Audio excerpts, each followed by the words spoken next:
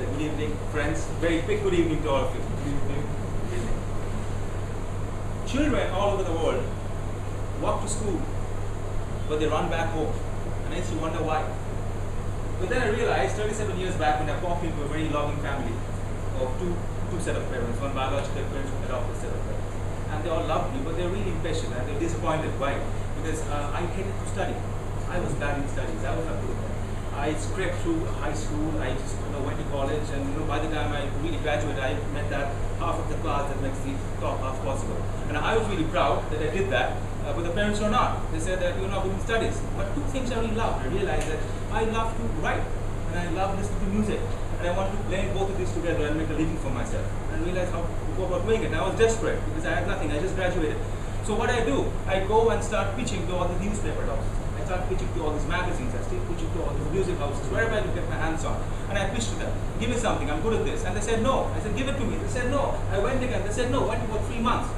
And guess what? On 4th month, MTV Asia comes to town calling. And they call me up saying, we've got something for you, desperate man, come over. And I got a job. I started freelancing for them. I started freelancing for some time. And eventually what happened was I went on, within a year, I was doing syndicated columns all over the country. And I got my first lesson. Do what you love to do, and eventually if you stay at it, you'll get there. But soon enough, 1 year went past, and I was happy because I was not earning any money because it didn't pay much. And I wanted a real job, and I decided that there was nothing here, so I ran away from home. Seriously, ran away.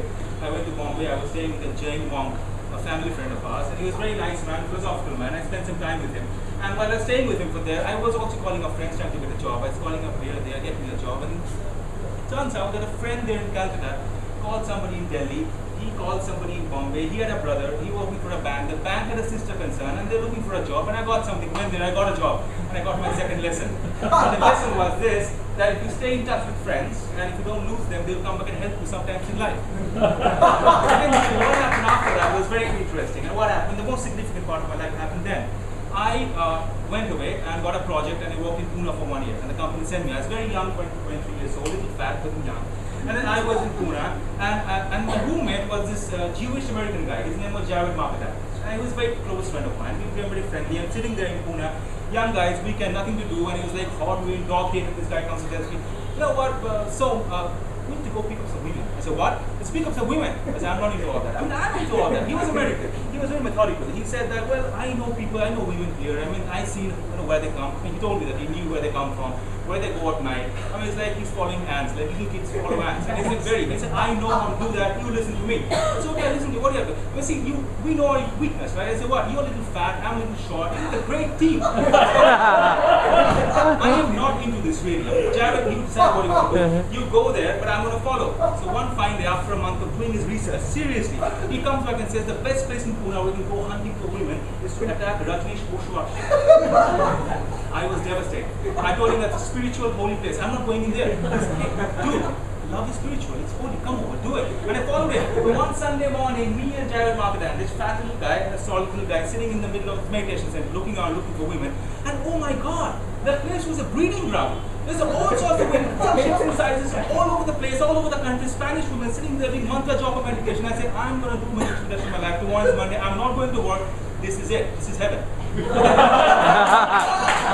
what really happened was, after that, I closed my eyes. They asked me to shut your eyes, and this went on for some time. We went back again and again to Pune Ashram on Sundays. Nothing. 2 weeks, 3 weeks, nothing. Not a single woman could pick up. But what happened? We got picked up by this burly 90-year-old man, okay, very strong, and he came over and called us. Hey, guys, what are you doing? I said, I'm trying to meditate. Well, sit and meditate, pick up women. No, I'm trying to meditate. You're picking up women. He laughed and we laughed and we became very good friends. Turns out his name was Dr. Michael Black, and he changed my life. For 2 months, he took me under his wings. Now, Jared warned me, he's a pedophile, but he was not. He had a well-intentioned guy, he was not a pedophile. And then I was there with him for 2 months, and in 2 months, he told me that what really happened. He said he was a World War II pilot. He got shot down over France, and he survived.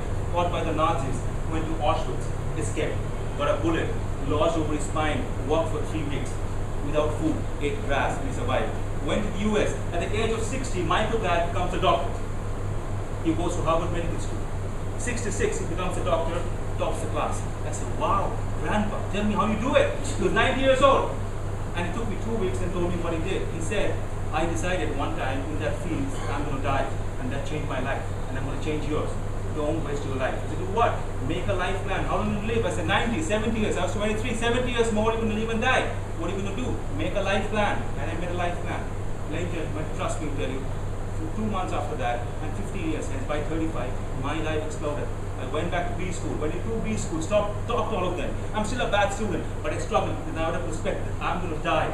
After that, I changed 3 jobs, got 7 promotions, became a vice president of a bank. I'm not boasting about myself. I went back, ran 3 marathons, tore my ligament, and I'm here still fat again. But the point is, I did all of that and more. Why? Because I had a plan. And Michael Gladish left me a little wisdom. And he said that when you have a plan and a direction of life that you know that you're going to die, life will explode. And it happened to me till today. Today I'm an entrepreneur, tomorrow I'm going to become a writer, I'm sure about it. But I live with that wisdom that I'm going to pass on with you tonight. And I'm going to tell you right now what Michael Gladish told me. My son, do what is difficult when it is easy. Do what is great when it's small. The difficult things get done when they're easy, and the greatest achievements in life happen when they're very small. And that is why sages, masters, yogis, they never do anything great, and yet they achieve greatness. Thank you so much.